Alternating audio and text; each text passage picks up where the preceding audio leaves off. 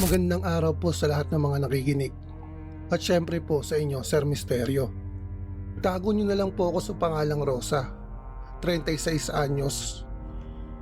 Nakatira po ako dito sa Leyte. Lumaki ako sa baryo kung saan kilala ang isang matandang manggagamot. Ang pangalan niya, Aling Sabel. Sikat siya sa aming lugar dahil sa husay niyang maghilot at gumamot ng may sakit gamit ang mga dahon at orasyon. Bata pa lang ako, naririnig ko na ang mga chismis tungkol sa kanya. Sabi ng matatanda, hindi lang daw siya manggagamot, kundi isa ring aswang. Pero dahil marami siyang natutulungan, pinipili ng mga tao na manahimik.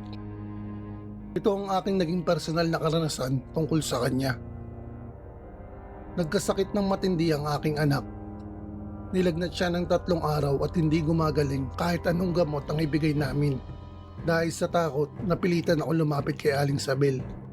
Pagdating ko sa bahay niya, madilim ang paligid.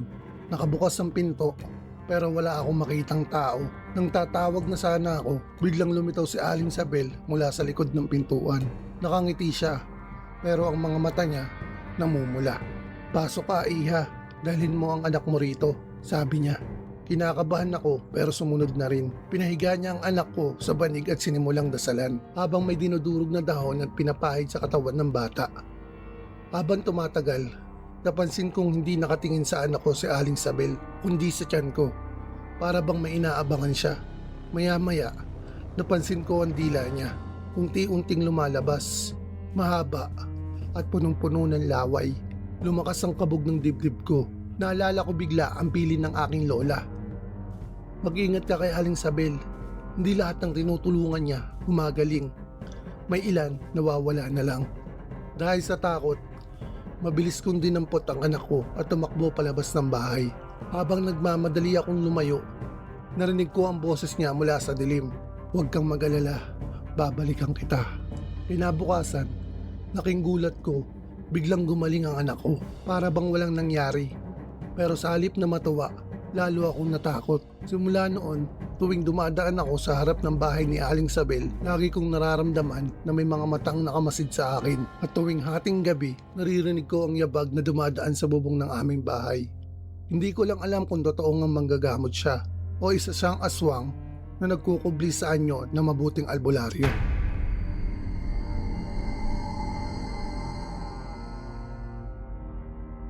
Ako si Luz Buminda, 27 years old, Tubong Capiz.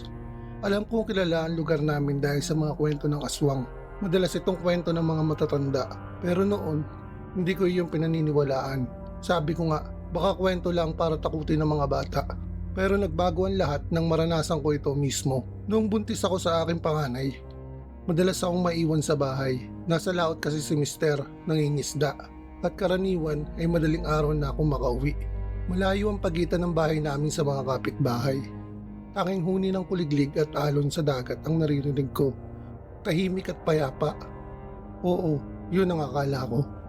Isang madaling araw, mga bandang 2:00, nagising ako dahil may narinig akong kaluskos sa bubong.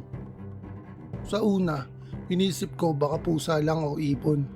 Pero habang tumatagal, ramdam ko na mabigat ang yabag. Hindi ito hayop. Para bang may taong naglalakad sa ibabaw ng bahay. Humigpit ang yakap ko sa aking tiyan. Lalong tumindig ang balahibo ko nang marinig ko ang tunog ng matatalim na kuko na kumakaskas sa yero.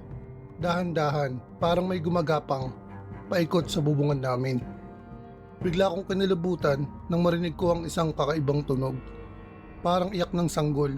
Mahina noong una pero unti-unting lumalakas.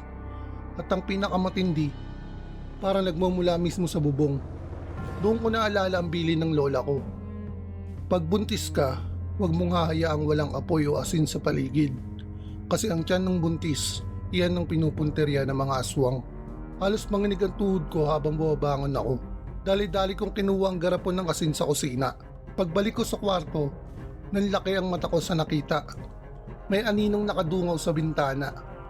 Mahaba ang buhok, nakalugay, at namumula ang mga mata na parang nagliliyab sa dilim. Mula sa kanyang bibig, may mahabang dila na kumakawit-kawit, dahan-dahang lumalabas para bang inaabot ang tiyan ko. Halos mawalan ako ng boses sa takot, pero naalala ko ang asin sa kamay ko. Buong lakas kong tinapon iyon sa bintana. Isang matinis at nakakabing sigaw ang umalingaw-ngaw.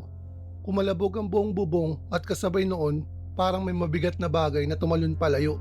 Naiwan sa sahig ang malagkit na likido na amoy bulok na karne. Kinabukasan, nag-ikot ang mga kapitbahay. May balitang may isang babae sa kabilang baryo ang hindi lumalabas ng bahay. Ayon sa mga nakakita, may malalaking paso raw sa katawan niya at parang hindi maipaliwanag kung saan nanggaling. Mula noon, naniwala na ako. Hindi pala lahat ng kwento ng matatanda ay katang-isip lang. At simula ng gabing yon, palagi akong may asin at bawang sa tabi ng aking higaan. Dahil hindi mo alam kung kailan muling babalik ang bisita sa bubong.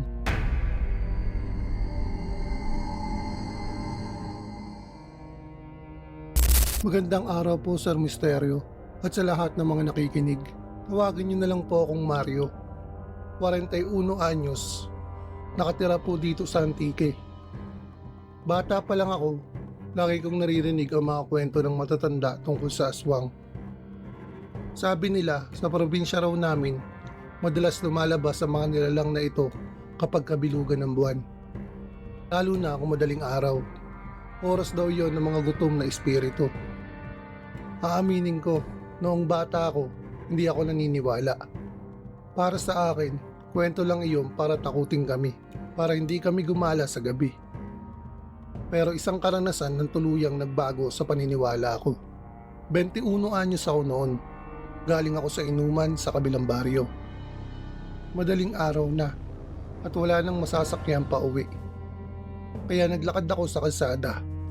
Dala ang maliit kong flashlight. Tahimik ang paligid, walang tao, walang dumaraan na sasakyan, tanging huni ng mga kuliglig, hampas ng hangin at langit-ngit ng mga dahon sa paligid. Habang naglalakad, bigla akong nakarinig ng isang iyak. Mahina lang noong una, parang huni lamang ng pusa. Pero habang tumatagal, palakas ng palakas. Hindi siya pusa, kundi iyak ng bata. Napahinto ako sa oras na iyon, mga alauna ng madaling araw. Imposibleng may batang naglalaro o naglalakad sa daan. Kinalabutan ako, pero sa isip ko, baka may batang naliligaw o naiwan ng magulang.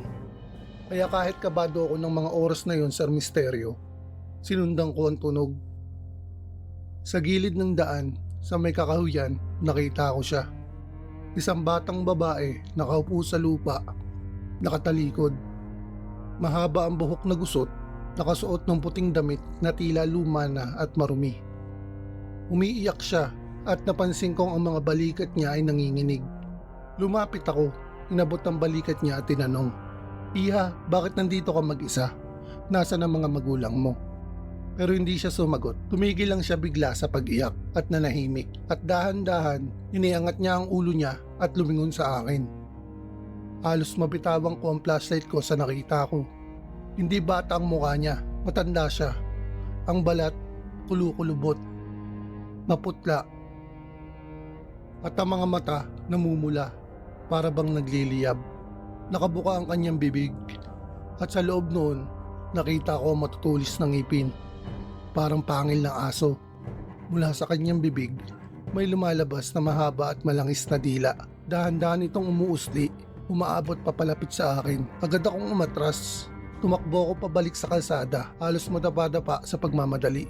Pero naririnig ko mula sa likod ko ang mabibigat na yabag. Hindi tunog ng bata, kundi ng mabangis na hayop. Mabilis, malakas, parang may humahabol sa akin. Habang tumatakbo, naririnig kong tumatawa siya. Hindi na iyak ng bata, kundi malalim na halakhak. Pagdating ko sa bahay, halos masira ako ang pinto sa pagmamadaling pagbukas. Agad kong isinara, isinusi, at napahiga ako sa sahig. Hingal na hingal ako noong mga oras na yun. Kinabukasan, ikinuwento ko kay nanay ang nangyari. Hindi na siya nagulat, sabi niya. Sinabi ko na sa'yo, ang mga aswang minsan ginagamit ang anyo ng mga bata para makaakit ng tao.